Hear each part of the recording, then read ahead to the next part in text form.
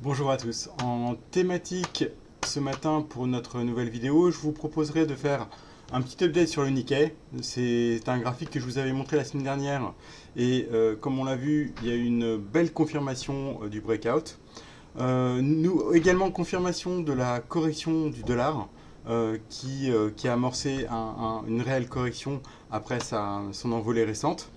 Et puis, on fera un petit point sur ce qui se passe sur l'Eurostoxx 50 et les mouvements assez violents qui sont en train de se mettre en place en termes de rotation sectorielle.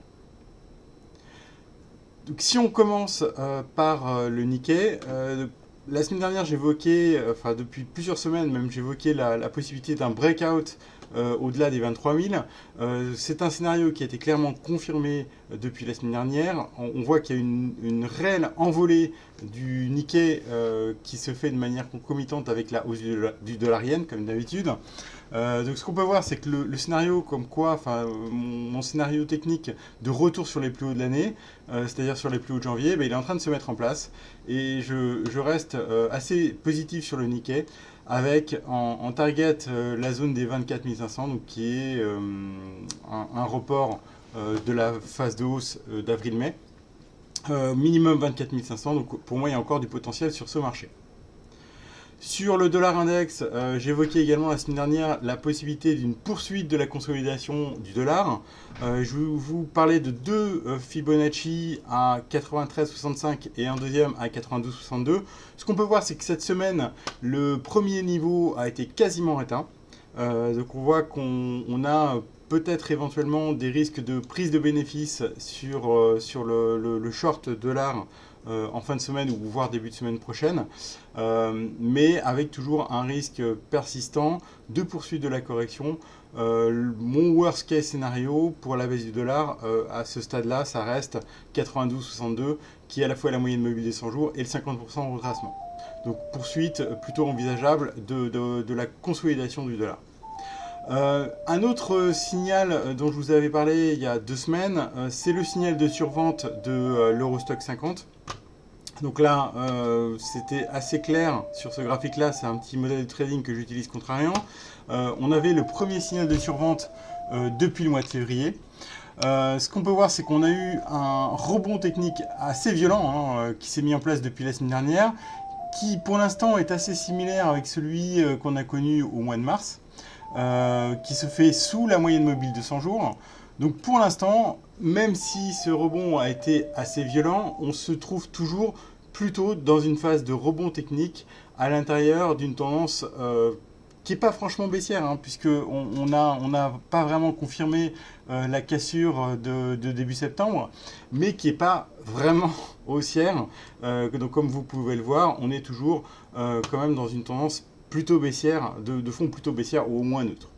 Voilà, donc en dépit de la reprise technique récente, une reprise qui reste à confirmer. Si on regarde maintenant du côté sectoriel, des gros mouvements, puisque on a eu pour la première fois depuis très longtemps, donc là je vous ai mis la matrice sectorielle que je update en début de semaine, donc là c'est celle de lundi. Donc ce qu'on peut voir déjà en début de semaine dernière, enfin en début de cette semaine plutôt, on commençait à avoir des prises de bénéfices, notamment sur les secteurs sensibles taux, utilities, real estate, à l'occasion de la tension des taux qui est en train de se mettre en place, avec des taux allemands qui remontent à 0,50, des taux américains qui repassaient 3%. Donc on voit que tous les secteurs sensibles obligataires ont plus la cote. On voit également cette semaine, on a une consolidation assez significative en relatif du healthcare, poursuite de la baisse de la contre-performance du retail, de personal household goods et également le secteur technologique qui contre-performe encore cette semaine. A l'inverse, ce qu'on peut voir, c'est une reprise en main qui a été assez violente, donc on va le voir dans les graphiques qui suivent, sur la majorité des secteurs qui étaient en sous-performance, donc qui sont plutôt en tendance baissière en relatif. C'est le cas des banques, qui fait une reprise technique assez forte. C'est le cas de l'automobile. C'est malheureusement pas le cas des télécoms qui restent sous pression en relatif.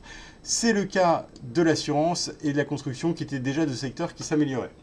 Donc ce qu'on peut voir, c'est qu'à l'occasion de ce rebond technique, un gros move sectoriel qui se met en place, reprise en main des valeurs qui étaient à la traîne, donc clairement un phénomène de retour à la moyenne sur le côté sectoriel.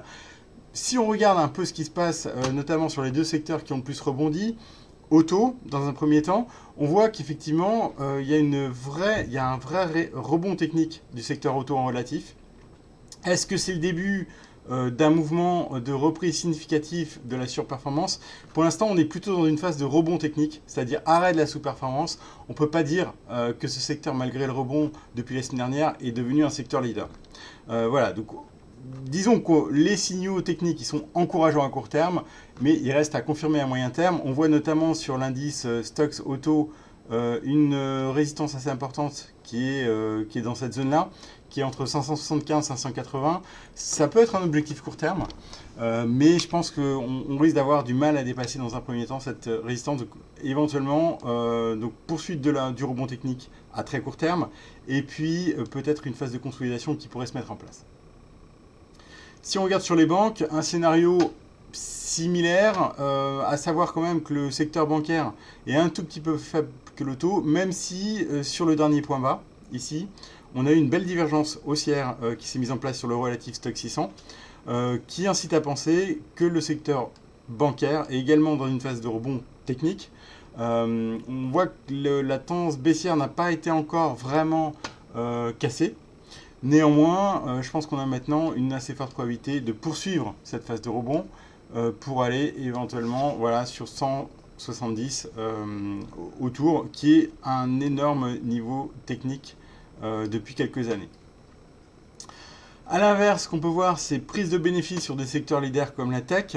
On a depuis quelques mois un relatif technologique qui fait des plus hauts de plus en plus bas, donc troisième plus haut de plus en plus bas, et puis qui a cassé cette semaine une petite zone de support importante. Donc là, il y a un risque de poursuite de la consolidation du secteur technologique, avec éventuellement poursuite de la baisse en absolu et en relatif. Excellente journée de trading et très bon week-end.